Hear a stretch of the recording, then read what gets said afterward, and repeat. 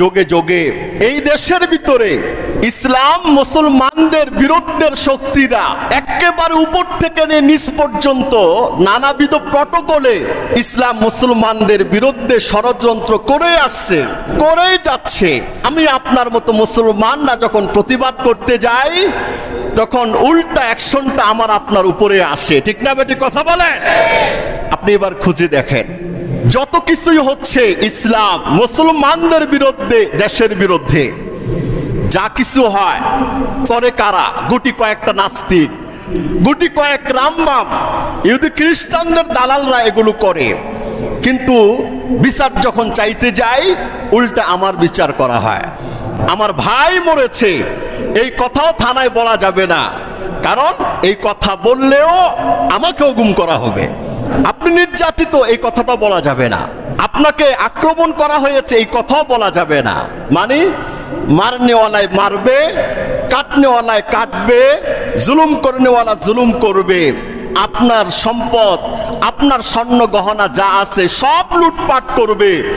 আবার বলছে যদি মুখ খুলিস তাহলে তোর ঘর বাড়ি সুদ্ধা সব ভেঙ্গে চূর্ণ বিচূর্ণ করে দেব। মানে জুলুমের তো একটা শেষ আছে। আমাকে মারলে তো মানুষ তো কষ্ট পাবো না, কানতেও পারবো না, কথা বলতেও পারবো না, প্রতিবাদও জানাতে পারবো না।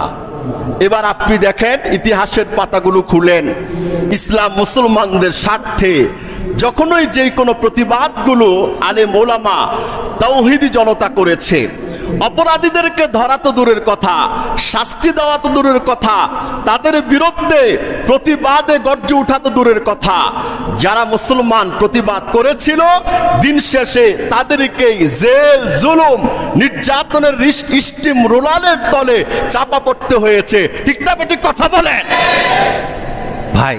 এটার নাম বাংলাদেশ, দিস ইজ বাংলাদেশ। যার অপরাধ নেই, নিরপরাধ, এর নামেও 20টা মামলা, 10টা মামলা, 15টা মামলা, 100 মামলা। হায় হায় হায় হায়, এত অপরাধ। একটা অপরাধ করতে গেলে আয়োজন কইরা 2 বছর লাগবে। তাহলে 100 অপরাধের মামলায় 200 বছর হায়াত পাইতে হবে। ওনার হায়াত বয়স মাত্র 30 বছর। 30 বছরে 200 বছরের মামলা ঢুকাইয়া দিচ্ছে। হাসে না নাই? কথা বলেন।